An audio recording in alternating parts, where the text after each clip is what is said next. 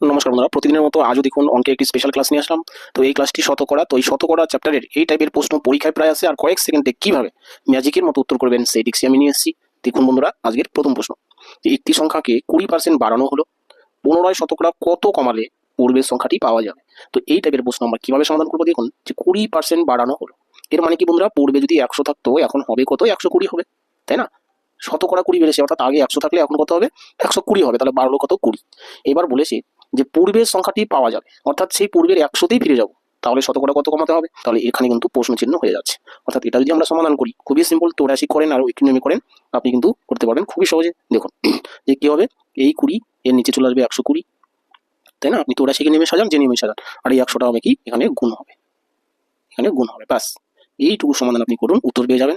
দেখুন 0 0 কাটা, 2 অক্ষে 2, 6 দুগুণে 12 হলো, 3 দুগুণে 6, 50 দুগুণে এই 100, তাহলে কি পেলাম দেখুন, 50/3।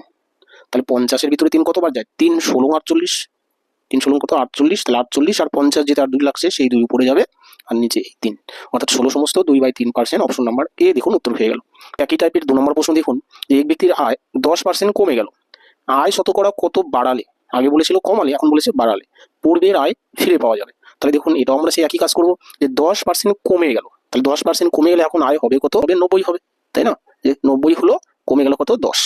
এবার আর কিচ্ছু না বন্ধুরা, যে 90-এর জায়গায় এখানে 100, তাহলে কত কমাতে বাড়াতে হবে, তাহলে একইভাবে আমরা করতে পারি যে 10-এর নিচে ডাইরেক্ট 90 দিয়ে দিন, ঠিক আছে, ইন্টু ইন্টু কত, এই 100, এই 100, বাস এইটুকু আপনি কাটাকাটি করেন, তাহলে আপনি উত্তর পেয়ে যাবেন।